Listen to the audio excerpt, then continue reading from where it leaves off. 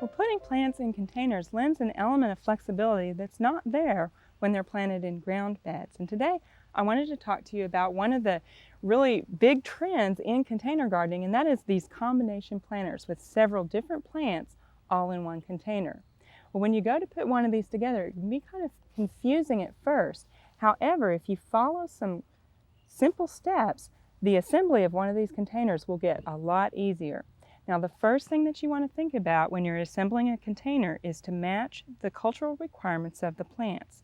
If all of the plants like sun, or all of the plants like shade, or all of the plants like a semi-shaded area, you'll be doing good. But if you start mixing plants that like full sun and plants that like full shade, what's going to happen is one of those plants won't be happy and you'll lose one of the components of your container.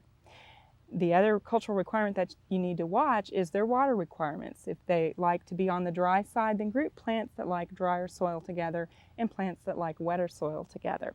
Now right here I've got a combination that's for full sun. I have some tricolor sage. I also have some bronze fennel, which isn't very tall yet, but it will be pretty soon, and some dragon's blood sedum. Now if I wanted to make a plant pot combination with these plants for a shady area, I wouldn't be able to do that. However, I could probably have the same colors, and I'll show you what I'm talking about here. Right here we have some burgundy glow ajuga, and it likes a pretty shady spot. And you can see here how similar the colors are. We've got kind of our violet, our cream, and our green, and the leaves are actually kind of similar too. So by trading out plants that like a shady spot, I can have the same color combination and a similar look, and I'll have plants that are happy in the shade. Now the other thing that you want to think about when you're putting one of these combinations together is that you need to have plants for height.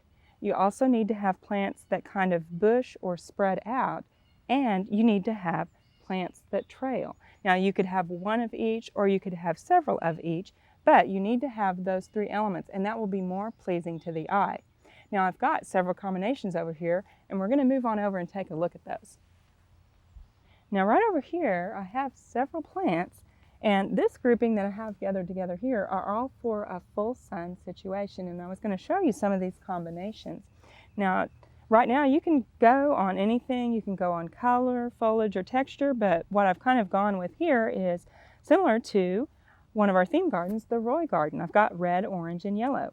Now I've got my gaillardia here for my height plant, and you can actually use perennials or annuals in these pots. When you use perennials, you need to find ones that will actually bloom for a long season, and the gaillardia is a really good one for that because as long as you deadhead it, it keeps blooming all summer long. Coreopsis is another one that would work very well. Now for my middle or bushy plants, the celosia would work very nice, and also some of our bushier Patriot Series lantana would be a very good addition to this. Now, I've used some of the purslane for a trailing plant, and overall we've got a very warm looking pot here. Now for our height, we don't necessarily have to use plants that grow really tall. Another way that you can get height in a pot is to use a trellis or some sort of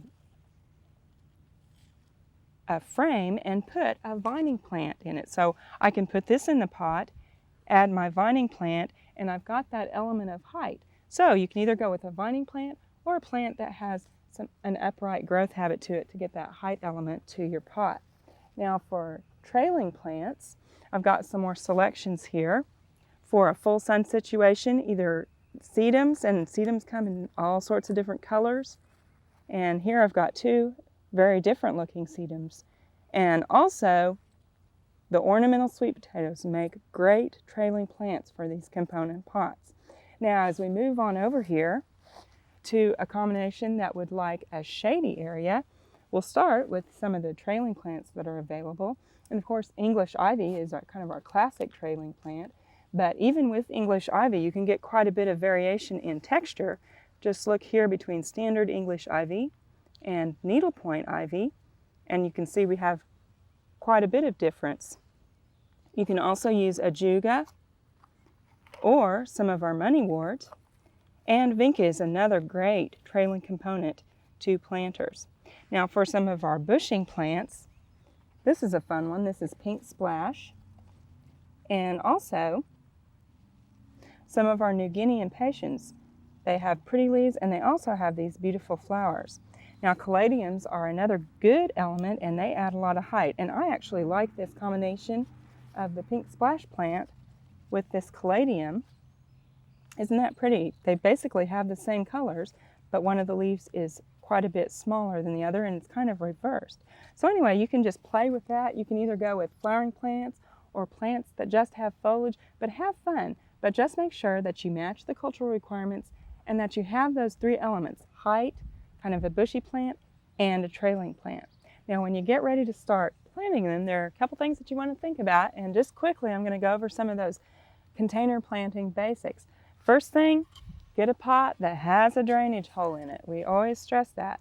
If your pot doesn't have a drainage hole, put one in it or pot your plant in something and just put it down inside there. The next thing is you want to cover that drainage hole with a pot shard, and that's basically all you need to do. Don't put gravel or anything else in the bottom if your pot has a drainage hole, because basically we just want to make sure that the soil doesn't run out at the bottom of the pot, but we do want the water to pass out the bottom of the pot. The other thing is use a potting mix that is well drained, and here we've got a very well drained potting mix. And the thing that you want to do with this, with these combination planters, because there's so many plants in one pot, you're going to want to work in a slow release fertilizer into that. And with container plants anyway, you need to add more fertilizer than you would in the ground, because every time you water, that fertilizer is going to wash out the bottom of the pot. And it'll tell you on the pot how much you need to put in to your volume of soil. The other thing as you're planting is make sure that you wet your soil really well before you start planting, because these container mixes are basically peat moss based and they don't like to wet very much. So you have to work with that. So wet that soil up before you plant in your container.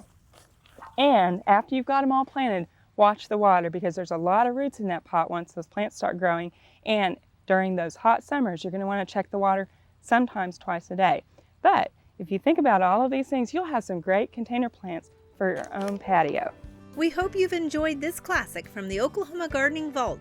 Remember, even though these tips and techniques are timeless, there's always something new to learn in the world of gardening. By subscribing to both Oklahoma Gardening and OK Gardening Classics, you'll have access to a wealth of gardening knowledge, both classic and contemporary.